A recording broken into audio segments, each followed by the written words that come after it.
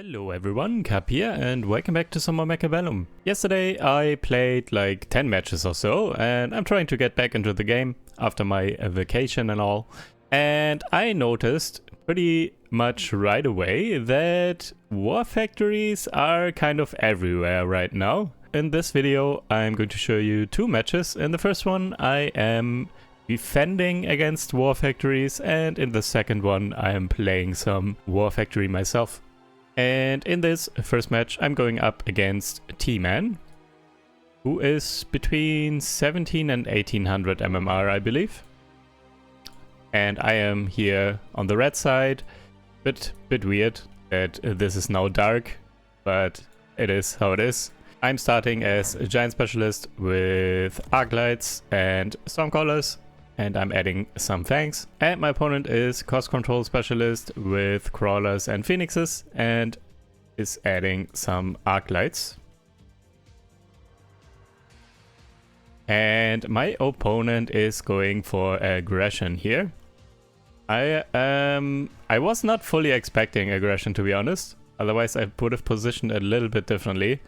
But maybe it's okay. So for example, these fangs could go more to the right here, and here these more to the left, because, well, with asymmetrical aggro, now this arc light is exposed here from the right, and usually you want the fangs in front and all the units to kind of funnel towards the fangs in the front. And yeah, now the right side here is kind of open, and also there are phoenixes here which will take down my arc light. So yeah, positioning not ideal against aggro. Just did not expect it for some reason. I noticed though, if I ever go up against T-Man again, I think T-Man plays aggro a lot actually. So I could have used that meta information to kind of position against aggro. But yeah, anyways. Taking down most of everything.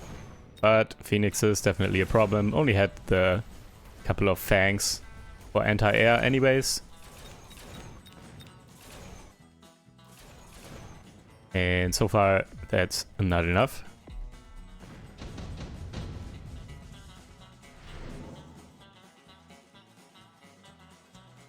There is ER Vulcan, Extended Range Vulcan, which not only increases range but also attack, which is very important in my opinion, because a Vulcan right now, obviously, and has been for the past, I don't know how long, is very strong, especially against aggro. It's so good. If you position right and everything gets funneled towards your forward banks and you have a Vulcan kind of behind, then the Vulcan just cleans up everything. And even something like arc lights and yeah, the stormcallers of course, but anything that's a little bit more tanky also gets taken down kind of quickly, especially with 50% increased attack.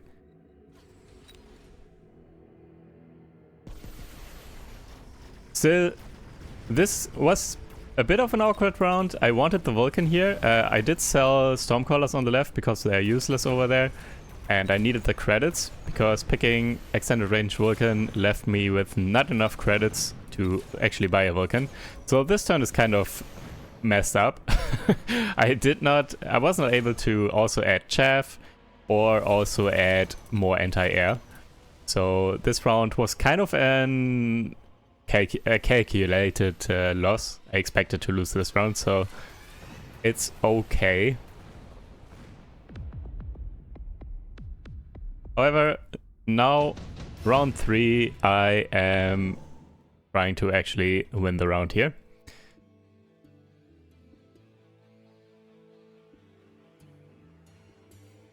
Two good items for Vulcan potentially, also Incendiary Bomb to potentially stabilize here and maybe win a round.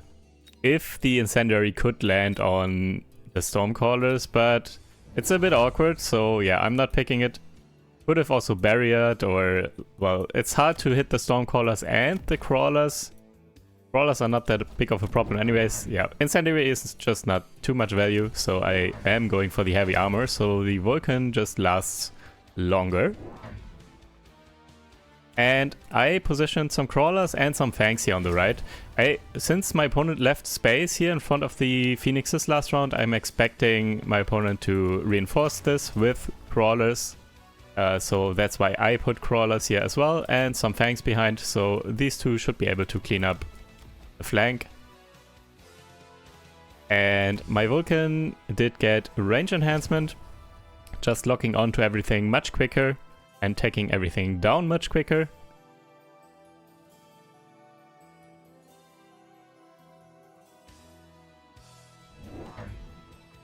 And I'm adding also another pack of fangs to protect this Arclight a bit, so it doesn't get one shot right away from the right here by the Phoenixes. Now this Arclight can take down these crawlers on the right. Help out a little bit at least.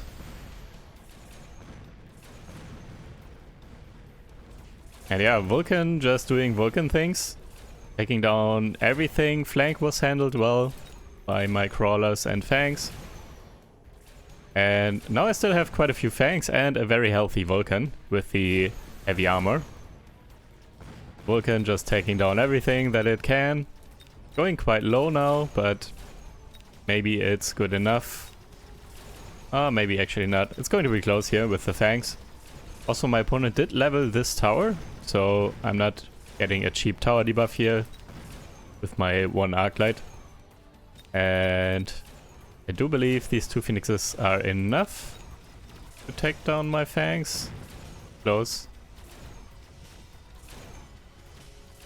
But yeah, barely enough, but that's fine. Very close round. I'm fine with that. Did lose pretty hard the round before, so this is fine for sure. Kind of stabilizing.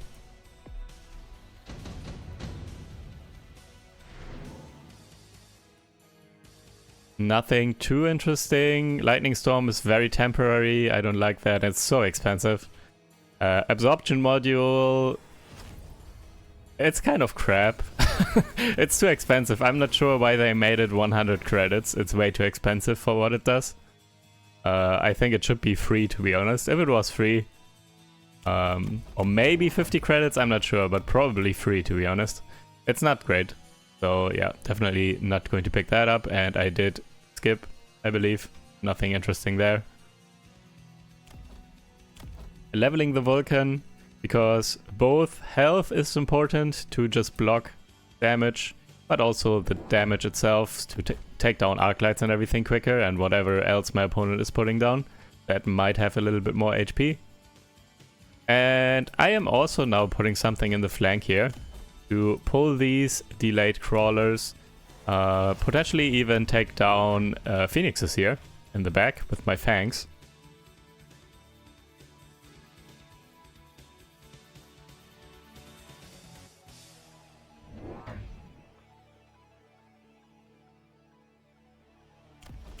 My opponent going for more Arclights with range, also putting an Arclight here in the flank. And I am, on the other hand, adding a Melter, because, well, right now the Vulcan is basically dealing with everything that's on the ground, so far. And Melter is just preemptively against whatever my opponent wants to put down next. So there has to be something else my opponent is going to do, and that other unit will probably have more HP. So it will be some sort of giant probably. So I decided to just put down a melting point for now. Positioning is slightly awkward. I would have preferred to have the melting point closer to the Vulcan, so the Vulcan can clean up chaff and everything. Or the melting point, so the melting point can then lock on to the high HP targets. But positioning, yeah, kind of awkward. I wasn't really expecting the aggro to begin with, and I also didn't want the melter here on the left side too far away from the action either. And I'm kind of thinking that I might want to put another Vulcan on the right anyways, so put the melting point over there for now. Nano repair kit, yeah. And there's the other Vulcan that I was talking about. So now this is much better. This Vulcan can clean up chaff for this melting point. And melting point also got leveled, level 2 now, with the nano repair kit, so it's also quite tanky. My opponent really needs some damage now. Level 2 Vulcan with heavy armor and the level 2 melting point with nano repair kit, quite strong. And there it is. My opponent is now going for a War Factory. Still has 350 credits. Also bought another arc light here to deal with the flank.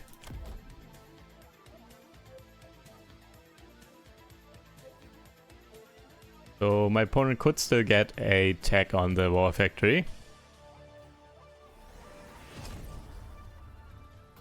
And is going for the steel ball production. Also against steel balls now, level 1 steel balls. This Vulcan with plus 50% attack from ER Vulcan at level 2 is very good. Can take down steel balls level 1 quite quickly. Yeah, steel balls going down very quickly. So cleaning the way in theory for a melting point to lock on, but this melting point is over here and the War Factory is over here, so melting point not locking on just yet. Now it's finally locking on, however War Factory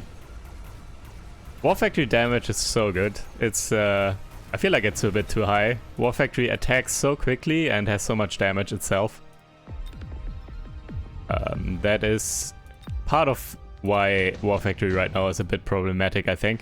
It's just too much health and too much damage itself. It's not necessarily even the techs and the spawns and everything. It's more about the body of the War Factory. That is quite strong. Also, there were some stats released, I think. And War Factory does have 65% win rate or something. Is by far the highest.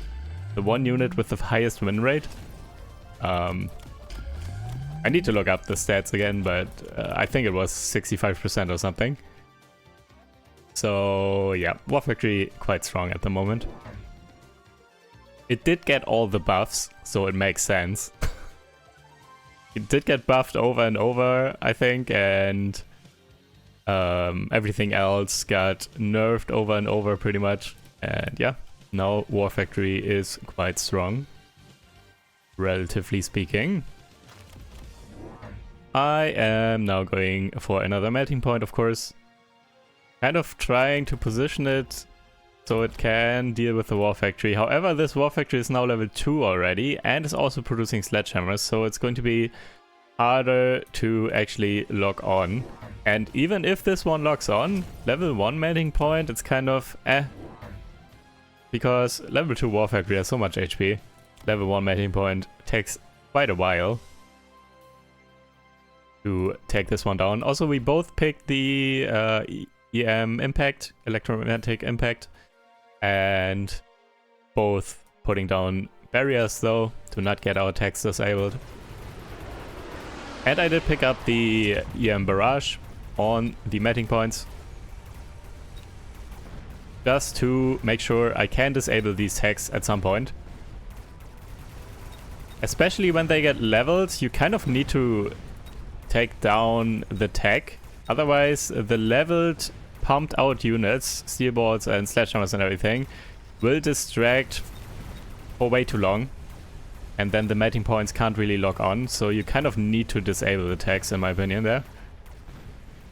But still, not good enough. War Factory is just too healthy and deals so much damage itself that it's still not quite enough.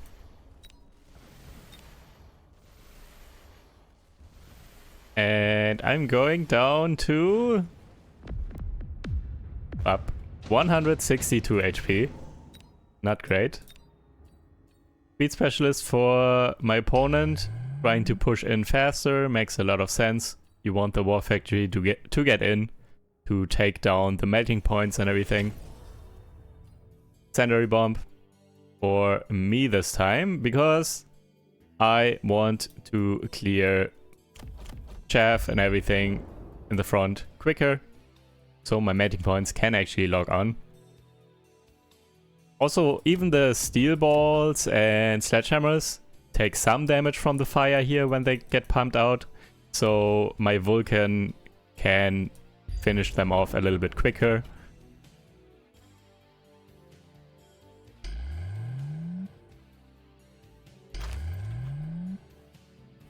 Protecting against the incendiary potentially, because without any chaff, this would be rough. I need my chaff here. And yeah, I need more chaff even. And that is why I went for crawler production and 2 more melting points.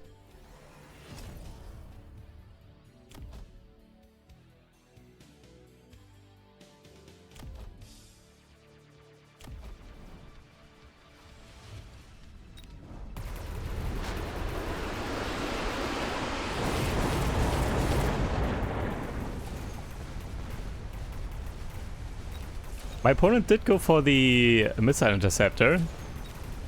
However, I believe when 3 melting points shoot at once, it cannot intercept everything at the same time.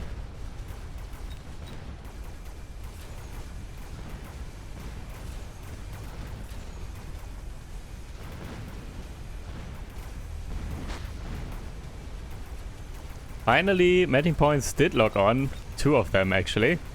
And the spawned crawlers just now did distract the war factory, so it did not attack my melting points or anything. So now finally I am stabilizing, it seems, or at least this round I got. And also quite a lot of damage, because 4 giants alive.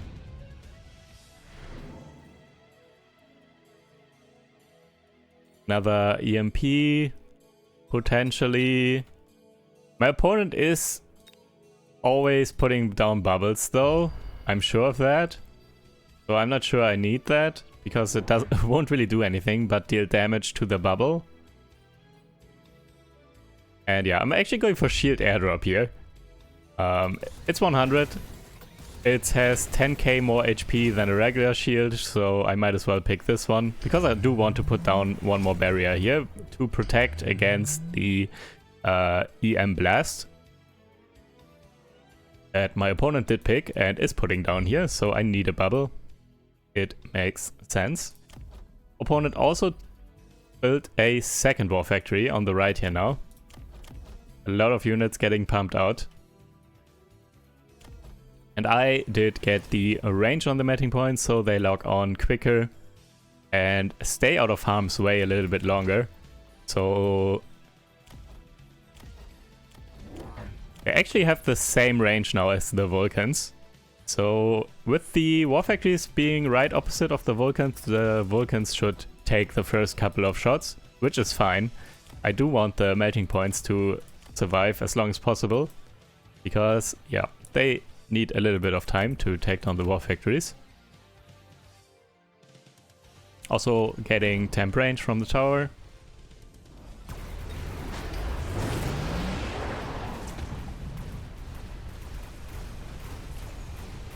Bubbles preventing the EMP. Right side melters locking onto this war factory super quickly. The chaff didn't last long in front, the pumped out units. And on the left as well, EMP did get through multiple melting points, shooting their EMP barrages all at once. The war factory was not able to intercept, and yeah, without pumping out more steel balls and everything, my melting points could lock on. And yeah, critical mass of melting points basically. And that is GG. Was quite close though. It's so hard to stabilize against war factories. I feel like the turn the war factory comes out and the turn after, you basically always lose. It's so hard to win on the turn and the next turn when the war factories come down. I don't know. Yeah, war factory is just so much HP all at once on the board, and the damage as well. I don't know why this combination. I feel like war factory should be more of a spawner, and the HP might be fine, but not the damage and the range. has a lot of range and a lot of damage. It shouldn't by itself be able to take down melting points like this. It's awkward. I don't like this. Anyways, though, this was game 1. Let's get into another match where I played War Factory myself because, well, this was like the 3rd or 4th match in a row that I went up against War Factories. So I decided to test it out myself, and yeah, let's go. Alright, this time I am also red. Annoying. I am cost control specialist with crawlers and stormcallers. I think this is quite a good start for War Factory. In general, Chaff and stormcallers I do believe is a pretty good start for War Factory, and then some economy of sorts, so supply specialist or cost control or giant specialist. And yeah, I'm adding some more fangs here in front, kind of similar to the previous match. And my opponent is a giant specialist with crawlers and jammers. Already putting some... never mind. I was thinking forward crawlers already to mobile beacon in the future against the stormcallers or something, but did pull them back.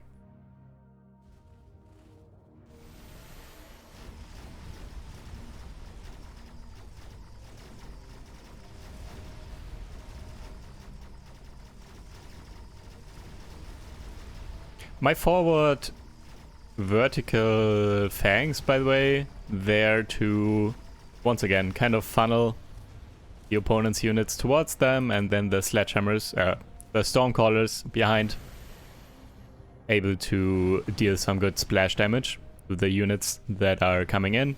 Also, I offset the fangs a little bit relative to the stormcallers. So I did not put them right in front of the stormcallers because, well, my opponent could also put down stormcallers or something, and I don't want my stormcallers to accidentally get hit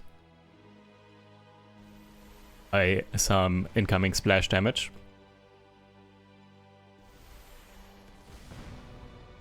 Also, by the way, sledgehammers, quite strong at the moment. So I feel like the meta at the moment are War Factories and sledgehammers. The two meta units. Not necessarily together, but can be. There are a couple of good... pretty much everything is not bad here. So enhancement module can be a lot of value over time. Upgrading units and selling units for the full value, of course. Portable shield, not really good for me right now. Haste module, also don't really have anything to put it on. But I do love my mass-produced sledgehammers, as you all know. And that is what I'm doing here. Picking up 3 packs of mass-produced sledgehammers right away. Putting 2 on the outsides here, vertical, to deal with all these crawlers coming in. To help deal with the chaff. When they are vertical, they stagger their attacks and are much better at taking down crawlers.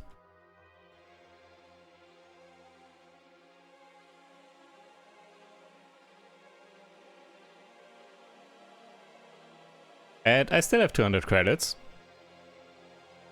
But I think I might save some here. So I wasn't fully set on playing War Factory from the start. But yeah, I'm kind of making up the plan as I go.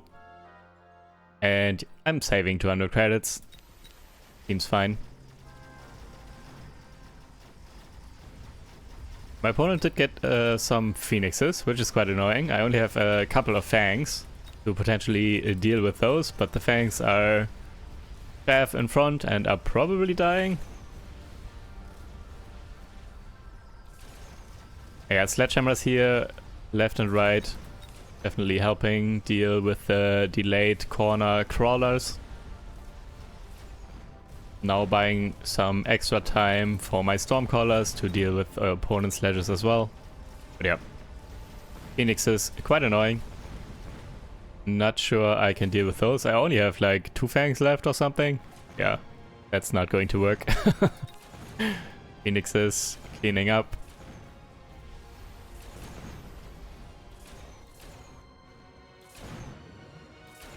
Go fangs! Rip.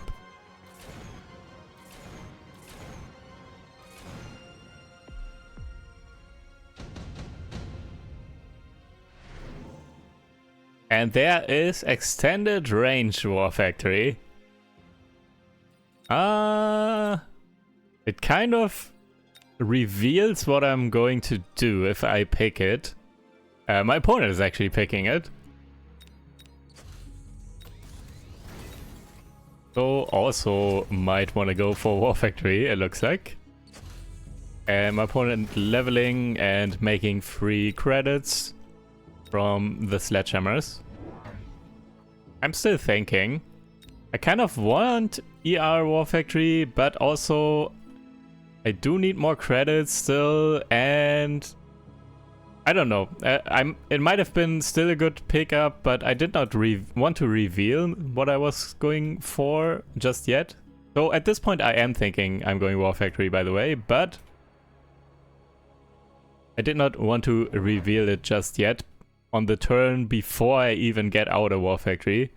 So yeah, at the earliest next turn I will get a War Factory.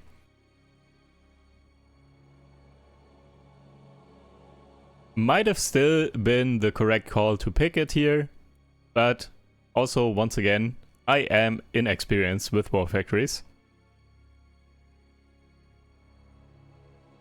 I just felt like not showing my hand just yet. I just, in general, I don't like picking something like Extended Range War Factory or some other type of improved unit card and then not even building that unit, because it just shows your opponent what you are going to do next turn probably. And I did pick up some Phoenixes to help deal with single target damage, but also help deal with the opponent's Phoenixes here. And my opponent did go for double Vulcan. Definitely can use this damage. On the left side though, Vulcan too chunky, and the opponent's Phoenixes taking down my Phoenixes. Power debuff coming in now, and probably not going to be enough here.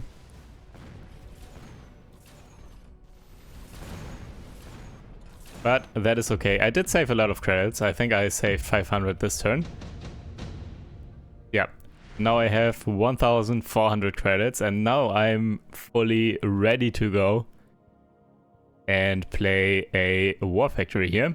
Skipping. Don't want to spend too many credits on anything else. So getting War Factory and still have credits to unlock a tech. And I'm unlocking Phoenix Production. Just more damage for the Vulcans and opponent's Phoenixes. So my opponent might be going for a Vulcan Phoenix now, it looks like. So already has Phoenixes and now has 3 Vulcans with range.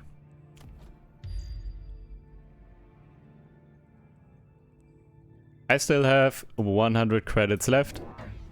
And I'm adding some more Sledgehammers. Because Sledgehammers are now my chaff. Because they just cost 100. So they are basically the same as Crawlers or Fangs. To a degree. And are definitely better chaff against Vulcans than Fangs or Crawlers. Especially against level 1 Vulcans. And yeah, I'm adding these sledges here kind of behind the War Factory to come in late. I always want something in front of my War Factory, so at first all these units come, and then later on these Sledgehammers will overtake this War Factory. Though I'm not sure about the timing, might be too late. Sledgehammers are very slow as well. Just slightly faster than a War Factory. But anyways, this turn though, as I said, the turn the War Factory comes out, it's rarely the case that the opponent does have the damage to actually deal with the War Factory, because there's so much HP. And yeah, Vulcans and some Phoenixes and everything, not going to be enough whatsoever. War Factory barely getting touched.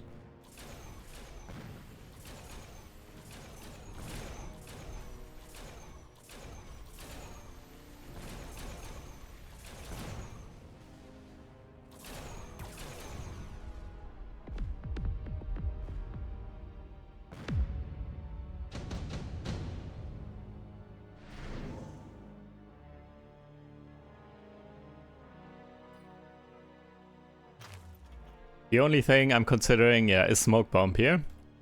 Potentially help protect my War Factory from melting points, for example. So I want the melting point, if my opponent puts one here, to walk forward through the smoke and then just get wrecked by my War Factory.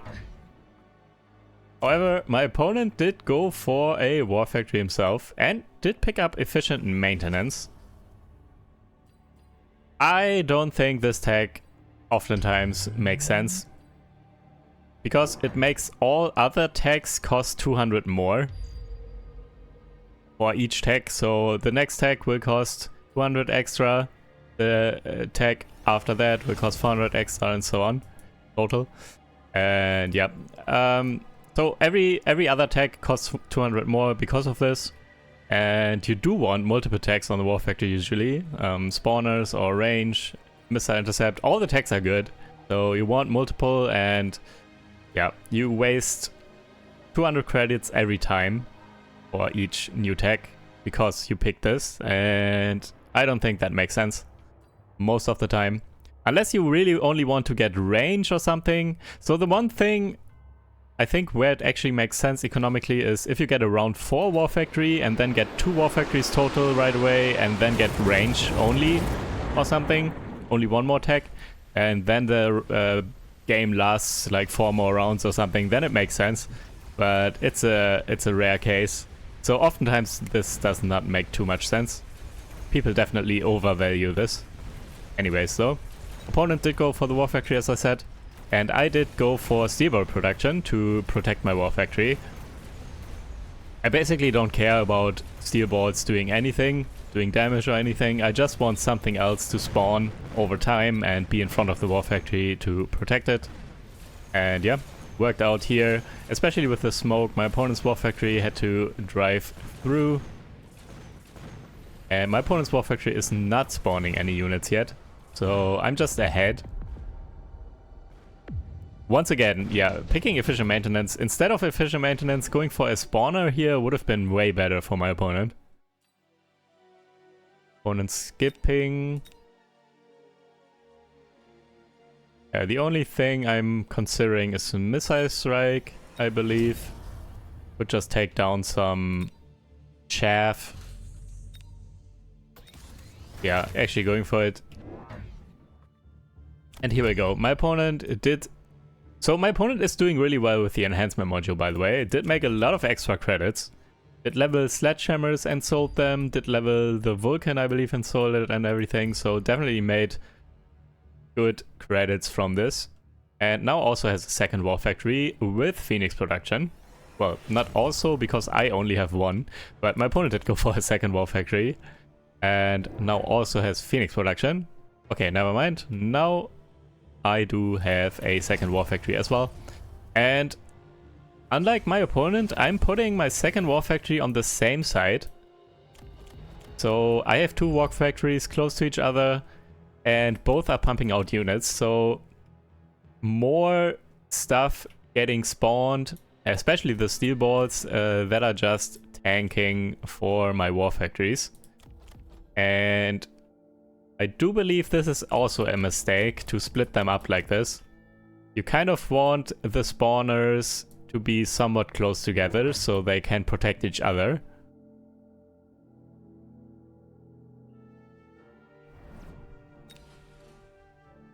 And I also built more sledgehammers here, just coming in as chaff late. Not sure if it's needed or anything, or even if the positioning is good, but just going for it. And yeah, I'm putting down sentries to take down chaff, the missile strike to take down the chaff in the corner.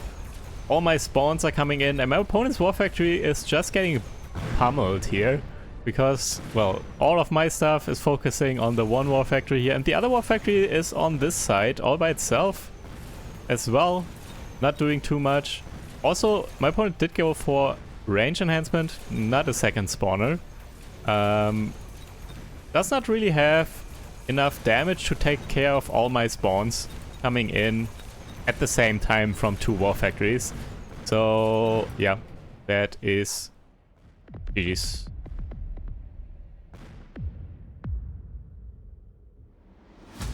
So, yeah, I don't think efficient maintenance is good. And in a war factory with war factory mirror, well, I'm not an expert, but I think having more spawners is probably better than getting range on the war factory. And also, what I'm definitely certain of is that the positioning here is better. Having them together for the spawns to clump up, or just more spawns overall, protecting my 2 war factories. And my opponent has to get through all of those to even touch my war factories. And yeah, it's better than splitting them up, I believe. Anyways, though, war factory meta going on right now, it seems. And yeah, let me know what you think about the current state here of the meta, if I'm right or not. Because I only played for 1 day, really, since I came back. I did play like 10 matches though, so got quite a few in. And I did see a ton of war factories. Anyways, GG's. Thank you guys for watching, hope you guys enjoyed, and I will see you in the next video. Take care, bye.